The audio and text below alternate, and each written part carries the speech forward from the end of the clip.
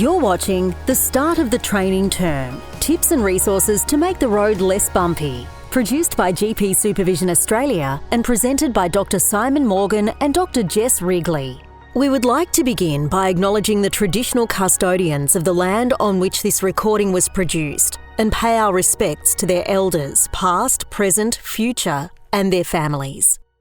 Welcome. And this is really some practical tips and strategies and resources that you can use as a supervisor to help your registrar navigate what is a pretty bumpy road for many on their early weeks in general practice, and how you can kind of make that journey a little bit less rough. My name's Simon Morgan. I'm a medical educator working at GPSA as the education manager, and I'm a GP here in Newcastle. I'm joining from Awabakal country. I work at the local Aboriginal Medical Service with my co-presenter, Jess. Hi, I'm Jess Wrigley. I also work at Awabakal AMS on Awabakal country, and I'm a medical educator with the RAC GP, as well as doing a little bit for GPSA. So as I said at the outset, our task is really to frame around those challenges that new GP registrars face in those early weeks of general practice. If you are coming along thinking, but I only see, GPT-3s in my practice, say, and this is less relevant to me, well, please stay, because much of what we'll be covering is pertinent to any registrar starting in practice, but there'll be lots of specific content around those early weeks for a brand new GPT-1. But most importantly, we'll be talking about those practical strategies and resources and tips to help your registrars like Damon. So we've got your hypothetical registrar here, Damon, who's brand new, GPT-1. He's PGY3, so he's done his internship and residency. They were all hospital-based terms, didn't get any GP time. He's recently moved from interstate, doesn't know the area at all. He's very keen to get into general practice, but feeling a little bit anxious about it as well, because it's obviously a big change. So we've just put this picture here. I mean, I can still remember first walking into the consult room on my first day in clinical GPT-1. It was officially called the Harry Potter cupboard because it was so small, reserved for registrars, but I think it really can sometimes emphasise that feeling of being alone and isolated in this little room, that fear that registrars can have of being by themselves, which Simon loves to allude to the TV series that's been on SBS called Alone, that some of you may or may not be familiar with. And I guess, we thought about how they need to choose their survival items, and, registrars also need to have a little bit of a survival kit as such, more of skills rather than physical items, which inspired this talk. So thinking about early registrar anxiety, I remember I was certainly very nervous about a few specific things. In our orientation talk, we sort of try to introduce the subject in a fairly lighthearted way to kind of make it easy for people to be able to talk about. So we ask them on the scale of frazzled rooster, how anxious or worried or fine are they feeling about starting in general practice? And it generally gets a few laughs and gets people a little more comfortable to talk about this. But I think it is important because there are definitely some registrars who will be particularly stressed and worried about how they're going to handle the transition. So I guess it's something just worth thinking about, like what might my registrar be feeling and how comfortable would they be sort of sharing that with someone who's their supervisor. And certainly in a lot of hospital terms, their supervisor may have been a much more scary surgical boss or something that you would never kind of reveal these things to. So I think that's something worth thinking about. And Simon, I'll let you talk about this. And I must say I was somewhere between a 5 and 6 on the scale, I'm sure. On my first day, I was really very anxious. And I think the message here is to have that conversation and encourage you to have that conversation in a way that obviously the registrar can feel comfortable sharing, but without giving them space, an opportunity to say, actually, I'm feeling pretty terrified about things. You may never know, and they may never be able to share that. And this was borne out in some really nice research. So this session is a bit of a synthesis of some work we've done previously, and we'll talk to some more detailed sessions we've run. but you might have heard us talk about the deer in the headlights paper. This was some really nice, fairly straightforward research by a GP supervisor called Duncan Howard and an educator down in Melbourne. And he looked at 12 registrars' journeys in their first 6 months of practice by asking them to audio tape how they were feeling and their experiences. And he titled this Feeling Like a Deer in the Headlights. So you can use the startled deer or the frazzled rooster, whichever you like. But whatever animal analogy works for you, anxiety, stress, that sense of a weight of responsibility is very, very real. And I think it's, as we become more and more experienced in practice and familiar with the role, that recedes, and those memories of how tough it was or can be at the beginning are not quite as prominent. So I think really that's worth a read. And a lot of the implications for practice that come from that paper, we'll be talking about how supervisors have that really important role to be able to support their registrars early on. So back to Damon. What's he likely to be anxious about? Clearly, we don't know his background apart from what Jess has presented, but there's lots of bits of information that would be useful to find out. And when you're thinking about that, and I guess more broadly, how can we sort of address some of those things at least before he starts? Not knowing enough, the stuff he's never come across before, the unknown unknowns. Yeah, I mean, this is a really unfamiliar landscape. How's he going to manage uncertainty? How's he going to come across as credible? How's he going to bill his patients? How's he going to manage Medicare and prescribing? How's he going to work out what to do in the time? How's he going to manage being alone?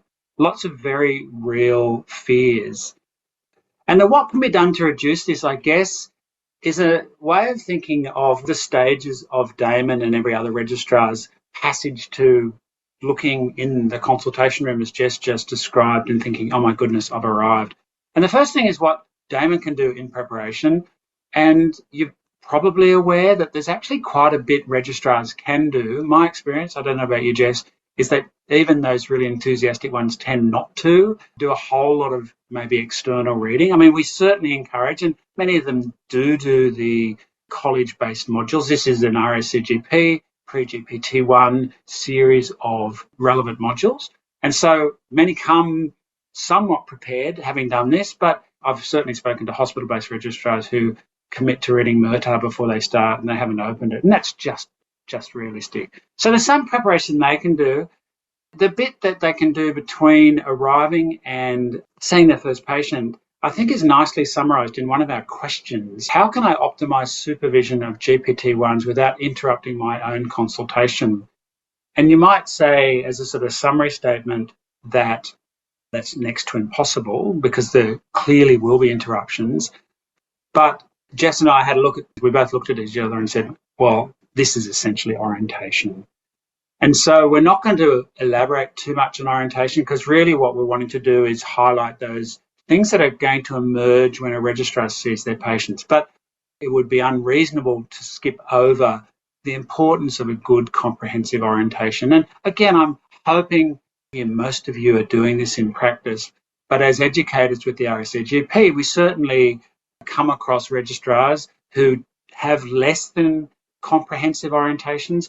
And I think that tends to lead just to more time committed down the track, a lack of expectations, and their anxiety is not managed as well as it might be. So the colleges have checklists. We used to have one at GPSA, which we effectively retired because it was just duplicating what the colleges have. Prioritised that. So over the course of the first few days or even first few weeks, some things, it's really important and the registrar needs to know from the outset, and others may be only necessary to look at in the first days or weeks.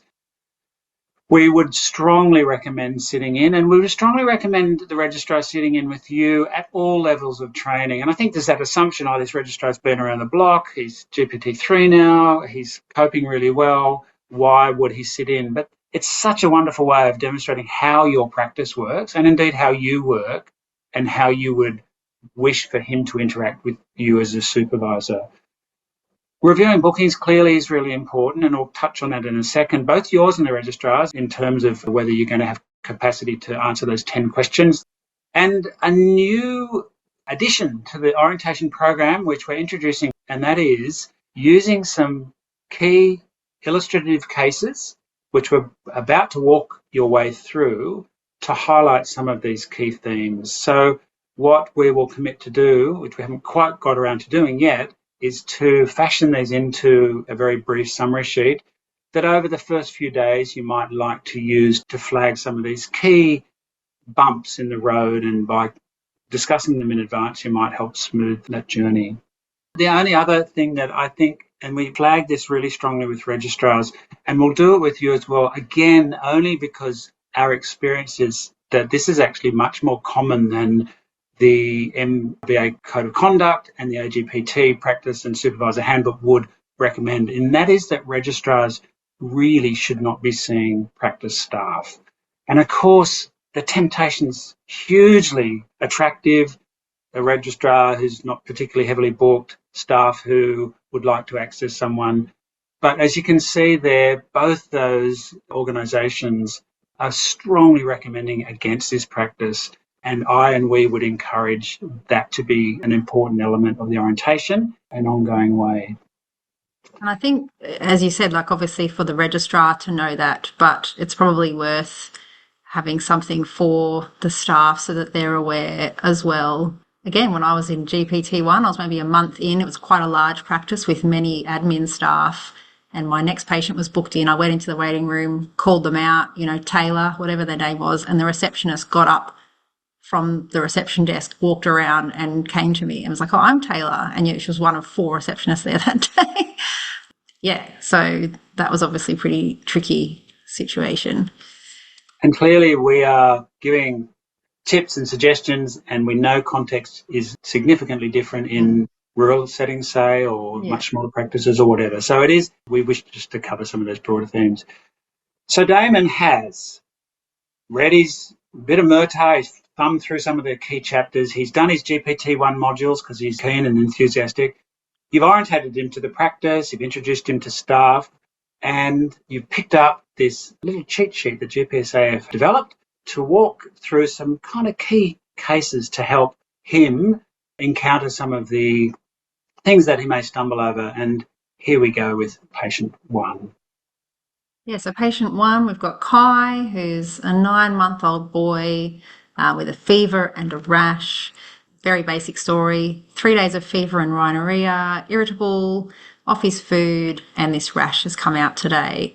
Now, obviously, you could use this prompt to go through a whole bunch of differentials and everything, and that's not going to be our focus today, but more about, okay, what are the sort of key, I guess, GP-specific type skills or things that Damon would ideally be aware of and learn about early on so that he can then start to apply them straight off on his GP training journey. Obviously, the first one is building rapport, and I mean, all of you know how to build rapport and the very many ways in which that can be done, and the special ways in which you do that with kids versus adults, that sort of thing. But I think certainly in observing many registrars, out of everything, the thing that I think most of them struggle with is the attention to the computer rather than the patient.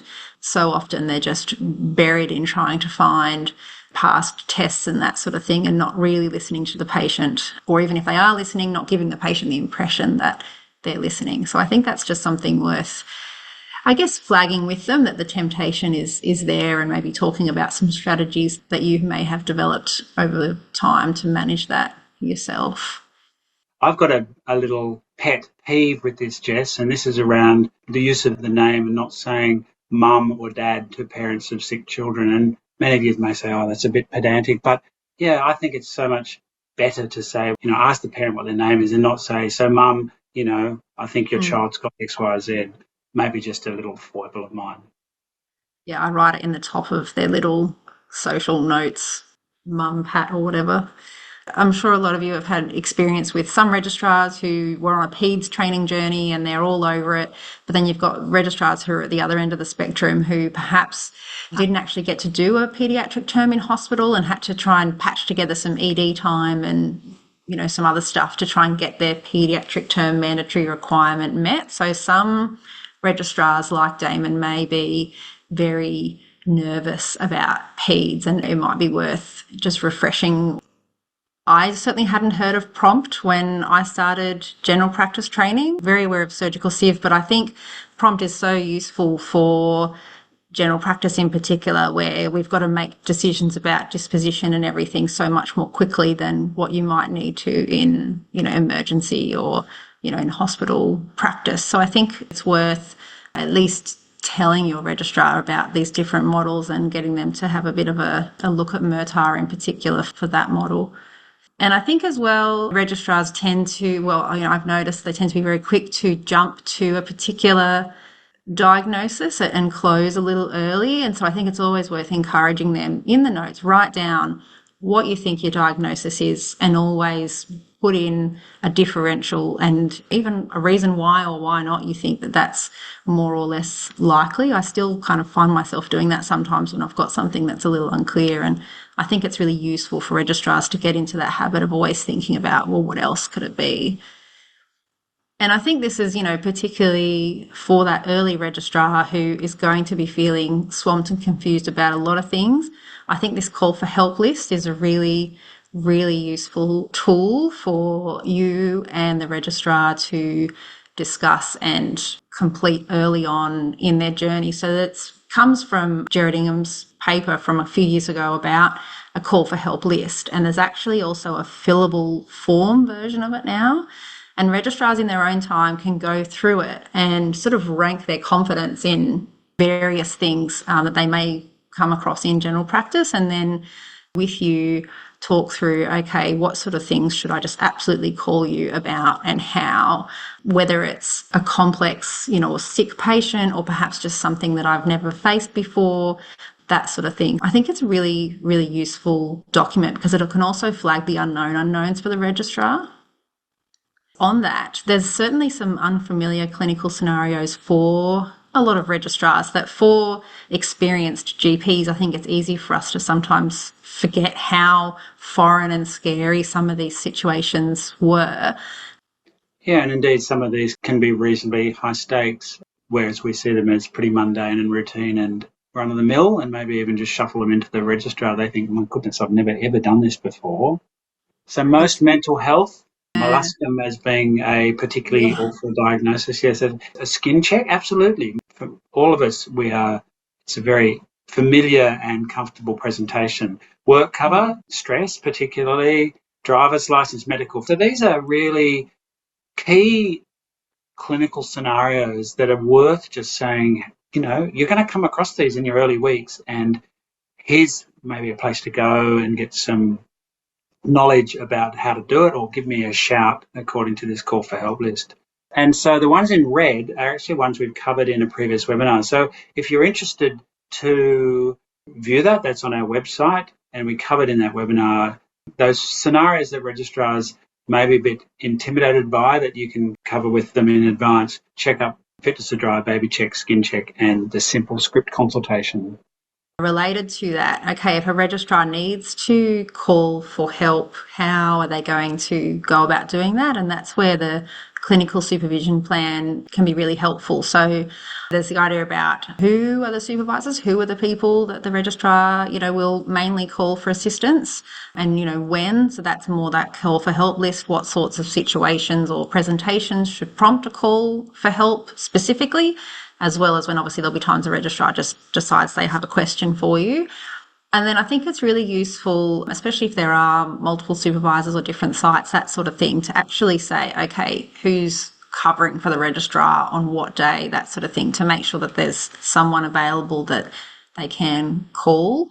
And how should they call you? Do you prefer the registrar to phone your room, to knock on your door, to send you a message through your practice software, or, how is that done? Because everyone has their own preferences. And so I think, that's obviously worth doing, not just with a GPT-1, but with, more senior registrars who may have had a supervisor who preferred a very different method in their last rotation.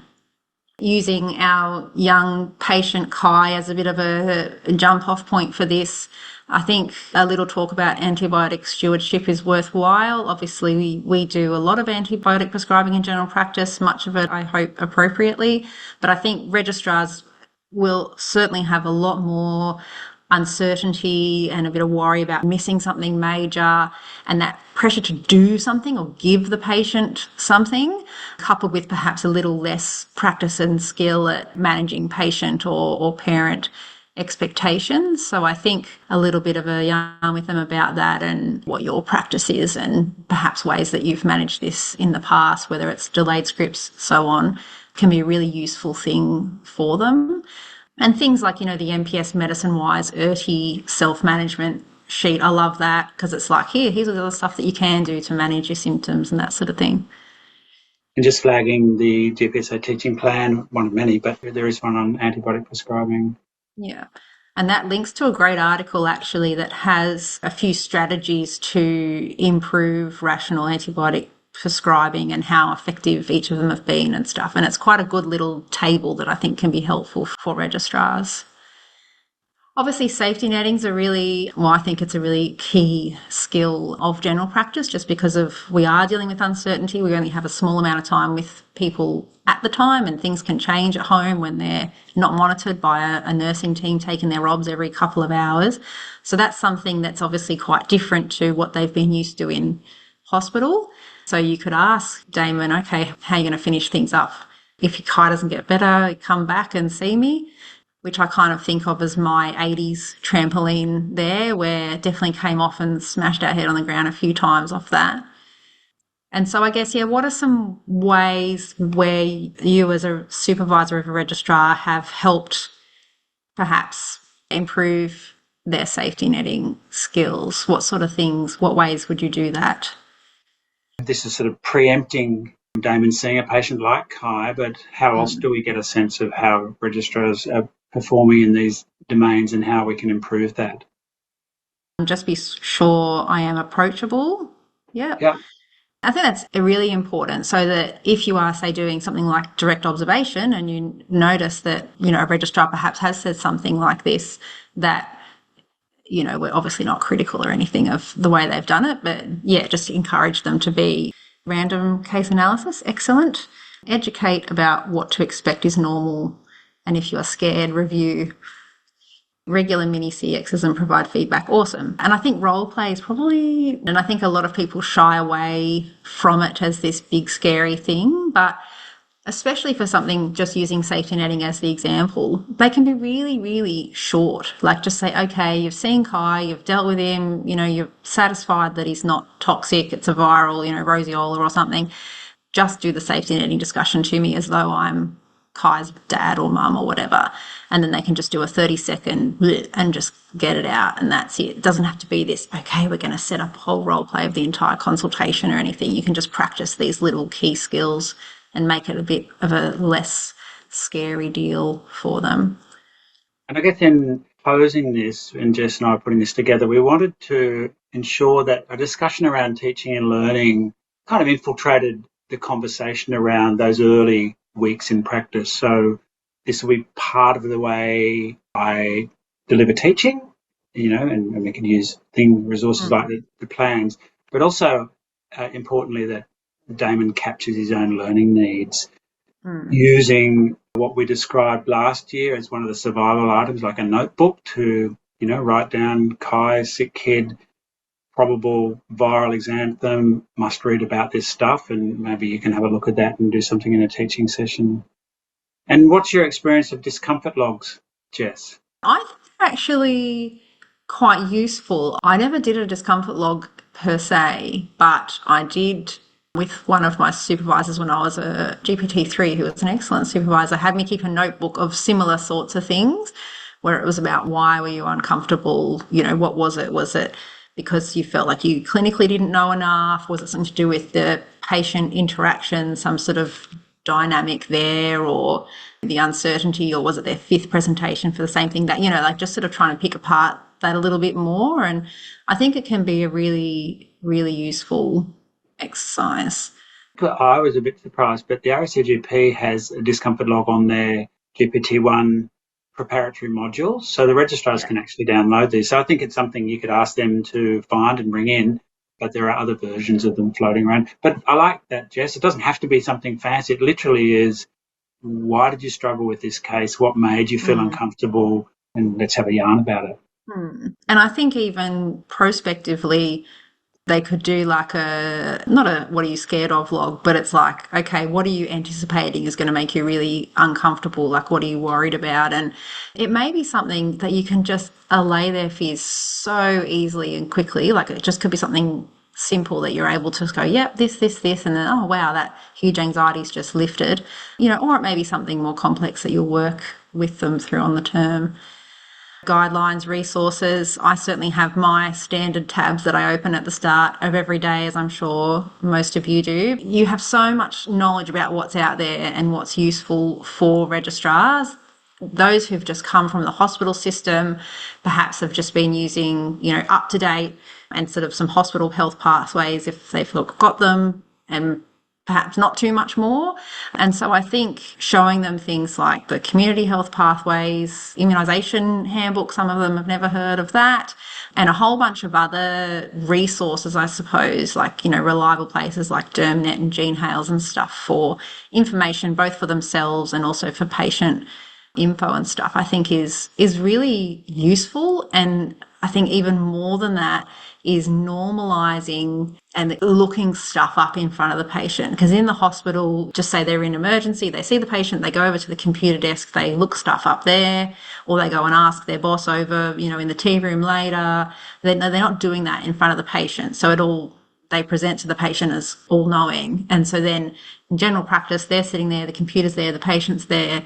I think a lot of them feel like they shouldn't be looking stuff up. So I think normalising, yep, I do that, let's look it up, let's check the latest guideline. I think that can be really powerful for them in knowing, oh, okay, like super experienced supervisors are doing it, so I can do it too. One of the supervisors, Jess, is confirming registrars are very embarrassed to look stuff up in front of patients, and I think that's my experience as well. There was actually a nice review paper that actually surveyed patients and said, what's your perception of doctors looking stuff up in front of you? And unless it was sort of randomly looking at Google, most patients felt reassured by it. This is a good, competent, inquiring doctor who's actually wanting to do the right thing by me. So we can tell our registrars that. Next patient we've got, just to prompt a few discussion points, is Lawrence, who's a 71-year-old man with a list. He's had some back pain that's got worse. He had a night in ED not so long ago because of it. He also had a phone call from reception saying that he has to come back to discuss some screening test results. Been a bit constipated lately and not sure why, and needs that sorted out. There's a spot on his leg that he wants wants Damon to burn off. And he's having trouble sleeping. His wife's had Normicin before, or temazepam, and he wants the registrar to give him some temazepam, please, so he can sleep and at least get a decent night with this terrible back. And of course, if he was a real patient, he wouldn't actually have written any of that down. You'd have to prod, and he'd probably tell you as he's walking out, but it's quite nice when you actually get the list. This one prompts a little bit about being prepared before you're even calling the patient in. I think registrars can sometimes not forget that all this stuff has happened before, but I guess if they've only been doing hospital-based medicine, they may not be as kind of in tune to what's gone before. So I think it's important to tell them, look, before you call the patient in, pull up the file, have a look at their most recent visit, have any investigations been done since they were last here, have a look at them, make sure you're across results, and if there's anything major, whether they need to talk with you as their supervisor beforehand about a management plan or anything like that. And obviously, just have a little look over past history and meds just to get a little bit of an idea about what kind of a patient you're about to call in. I think especially when registrars run late, I've noticed this in a lot of ECTVs, they just go, okay, next one, and they run out and grab the patient, and they haven't necessarily met that patient before, and they're sort of scrambling around on the computer, which again affects report because then they're just focused on the computer the whole time that the patient's there. So as Simon mentioned, patients occasionally do come with a written out list and go, there's my list. But often there is that skill of actually extracting the list first and then managing it. I think with rapport, we mentioned the golden minute. Sometimes the patient will sort of get a lot out that way. And I think certainly the asking, is there something else today? And then the patient says, and then repeatedly ask again, and is there something else? And is there something else? Until there's not anything else anymore.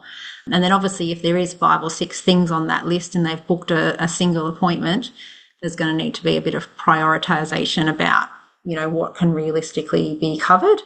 Obviously there's the doctor agenda, but encouraging the registrar to really embrace the patient agenda as well. And whether you then, get into a bit of a discussion about ideas, concerns, expectations, that sort of thing. I think registrars can be completely swamped by patients who have multiple issues and just have great discomfort around prioritising, working out which one the patient really wants to address if they're going to have to only pick 1 or 2. And so I think list management and multiple issue management is a really, really important thing to talk about early, because even in those early weeks when a registrar may be having 30 minutes per patient, that can very quickly become consumed when they're managing 4 or 5 issues, and that happens. Adjusting to time limitations and the idea that it's okay to get people to come back are big mind shifts moving from hospital settings. I think that's so absolutely it.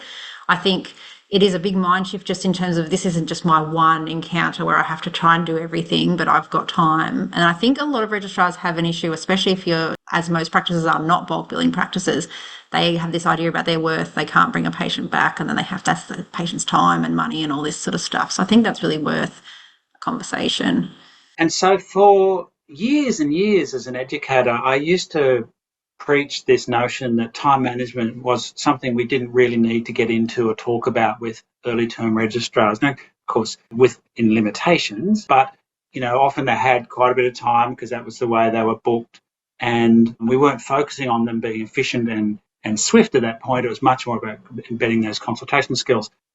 But I guess when reflecting on it, there are 2 really important aspects of time management. I think one, we've talked about list management and that how to manage the patient with multiple issues.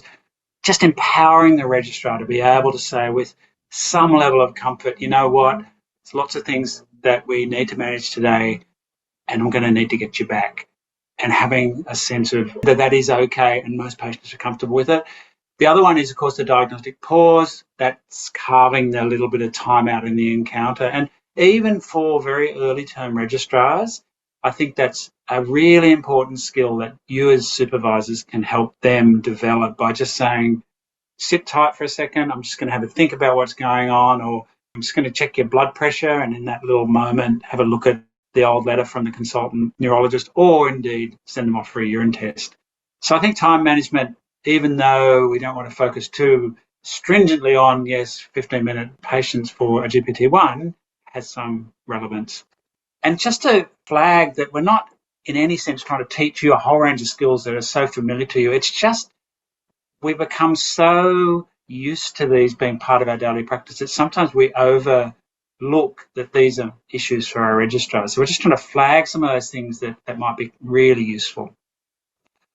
One of the things that we come across in ECTVs, and I'm sure you in seeing your registrar's practice, is that commonly registrars will take a decent history, they'll proffer even a patient-centred management plan, but the bit that's missing is that formulation, is that explanation. One may regard that as a bit of a nicety, particularly when they're trying to survive the first weeks, but I think actually it's such an important element of the consultation clearly, and it is going to help them with all these other aspects of practice, sitting in and watching them, and then if they are missing that element, to encourage them to do that more fully, what they think is or isn't going on, involving the patient's concerns. And written instructions, patient information leaflets can be a great crutch when you don't know or your registrar doesn't know what's going on. They can help work their way through it with the patient and, again, maintain some level of credibility. Uncertainty, this could be a talk on uncertainty, which we've given for, an hour. So there's lots and lots and lots of really rich content. But just to say, this will be one of the defining features of your registrar's early weeks in practice. How on earth do I manage this stuff? How do I not miss things? There's lots of good information. Jared Ingham's just published a really nice paper on how supervisors can support registrars. And he talks about the 3R model. Like literally that was 6 weeks ago. I think it came out in the AJGP. His 3Rs: review, so get them back; refer, get a second opinion, and that might be from the supervisor, and RX, which is treat. And so that's I have a look at that paper. We talked about safety netting. We talked about the call for help list, which includes these so-called uncertainty flags. And that is not just, I'm seeing a pediatric presentation or an antenatal case. This is, I feel really uncomfortable about the uncertainty here. I should call for help. And there's some of those uncertainty flags that come from Jared's paper. And so often the uncertainty milieu is referred to the swamp of general practice and how do we navigate, this murky, messy world of primary care. A couple of really key resources is the GPSA Guide to Managing Uncertainty, which you can read and instill pearls of wisdom, but equally maybe get your registrar to have a look at some point. And that's Jared's paper around the 3R model. Whether this is about a smooth road or just medical legal safety or a bit of both, but the critical importance of a registrar understanding what happens with results. How do we action urgent and non-urgent results? How we communicate those? How do we mark them off as completed? How do we institute recall appointments? And again, as educators who sit with registrars 4, 6, 8 weeks into their terms, it is surprising at times to hear registrars say, oh, I've no clue about it. I just sort of mark it off or hope for the best. I think that's a really important element of a registrar feeling that they can sleep at night, that they know that abnormal result, urgent or otherwise, is being managed and what's happening to it. And similarly, when they're away from the practice, and that can be a part-time registrar who's away for 4 days between their sessions, or of course when somebody's away for a period of leave, what happens, how their results looked after, or indeed is there remote access to the practice. And so many practices have different ways of actioning results. And I think if you've been at the same practice, particularly for a long time, you can easily forget that other practices may do it differently. So yeah, it's worth a chat. Somebody mentioned as a new, challenging, unfamiliar scenario to a registrar is prescribing drugs of dependence. That is a quite complicated area. Talking to the registrar about registering with SafeScript is important, or the equivalent state health prescription monitoring service that's in your state. That's the New South Wales one, of course.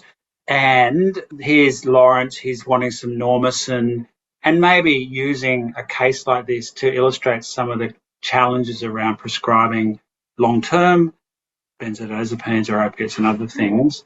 And I guess this, to me, so there's a lot of detail, it's quite complex, there's legislation around it, but one key message is registrars are allowed to and should be empowered to say no when they feel it's appropriate. And that may be with your support by calling you, but it may be that, no, I feel this is okay to say, I'm sorry, I can't give you your script, Lawrence. I don't feel I know you well enough. I don't feel comfortable with this.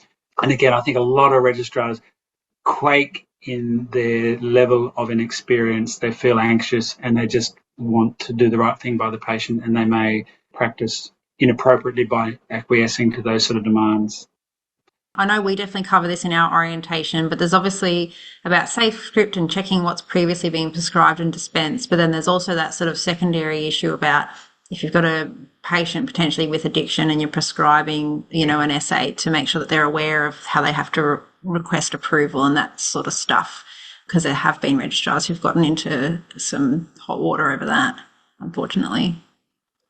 So housekeeping, Roger Neighbour, many of you will know as one of the gurus of academic general practice from the UK. He talked about housekeeping as having a tidy mind, ready to be able to see the next patient. So dealing with all the issues of the previous patient, wrapping it up, safety netting appropriately, organising follow-up, and then being fresh for the next patient. I think that's a really, really important skill that you can talk to registrars about. But when I think about tidiness, I think about a couple of other things. One's a tidy room, and that's, I think, just a good practical tip around keeping the desk, the bed, the examination couch clean, but also tidy notes. And I think this is a really nice thing that many of you, I'm sure, do. I know, having visited many practices, many probably don't do.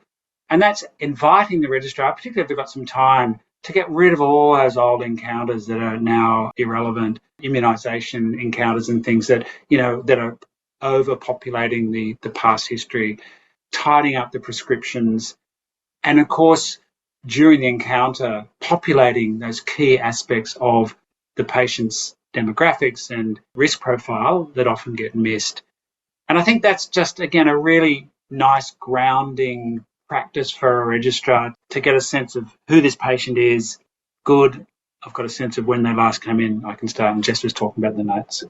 Now, poor old Margaret's going to get very short shrift, even though she's presenting with palpitations and dyspnea. So we've got 5 minutes before we wrap up, and are you serious, Margaret? You've come in? A Margaret-type case is really to talk about emergencies. I imagine many of you, if not all of you, are showing your registrars where the emergency trolley is, but there's nothing like saying, but no, this is Margaret with dyspnea and palpitations. What do you think is going on? What do you think we're going to need? Where's it located in our emergency trolley? And using cases to find a script paper or to know which radiologist to send the patient to, or in this case, where the cannulas are and the bags of fluid. So that's why I think case discussion, like we've been doing, is so useful. It's a particular type of presentation. I mean, a lot of registrars come out of ED better than we are in terms of managing some of these issues, but they do need to know their way around a general practice and how it's different to what they're familiar with. Even something as basic as we move the patient to the treatment room. But anyway, I think just knowing all the practicalities of how an emergency runs in general practice, as opposed to, how it might be in the hospital when they can just hit the MET button and the whole team comes running for them, who calls the ambulance, that sort of thing. So again, supervision plan, how does that work in an emergency? How to call, is that different if it's, just a normal question? Debriefing, and obviously how important that is, and just having a quick chat about making sure they've got their own GP. I think having that little debrief about what went well, what would we do differently next time, can really turn into a teaching opportunity if we have this sort of thing. There was a question about fatigue management, which I think is a very case-by-case basis sort of thing. It's a bit hard to answer that all right now. And so anyway, as Simon mentioned, we're just about done making a little flow sheet kind of based on this, so that, if you wanted to have a few prompts to be able to discuss some of these things with your registrar and actually go through and look at some of this stuff, it can help you in those early days with your registrar. So we've touched on many resources, I think. We were very excited, Jess and I, to have a paper published in the AJGP, actually in the same edition as Jared's uncertainty paper, on a second iteration of consultation skill tips for new general practice registrars, 10 years after the first paper was published. And so these are sort of companion papers that I would strongly recommend you have a look at if you haven't already, or your registrar, or both, to read. Yeah. This is very, RSAGP centric. I know many of you are coming from ACRM, but both colleges I know have these sort of cheat sheets that cover what core elements of supervision are required at various aspects of training. So have a look at that. We have a consultation skills toolbox, which contains lots of the teaching plans, and many of the things we've talked about, some of those core consultation skills appear in there. So that's a useful resource again. And we made reference to some of the old webinars that we ran this time last year, and you're very welcome to have a look at those that cover some of these areas in a bit more detail. So we referred to the Alone webinar. We talked about the not so simple consultation, those unfamiliar scenarios. And Jess and I think we ran a session on teaching and learning priorities as well, which again, there's a bit of overlap, but this was a bit more of a succinct summary. So they're all available on our website. Thanks so much, everyone. Bye-bye. Thanks, Simon. Bye. Thanks for watching. We'd love your feedback. Please comment or subscribe to our YouTube channel for updates on new videos. If you'd like to ask a question or suggest a topic, you can contact us via our website at gpsa.org.au. GP Supervision Australia is supported by funding from the Australian Government under the Australian General Practice Training Program.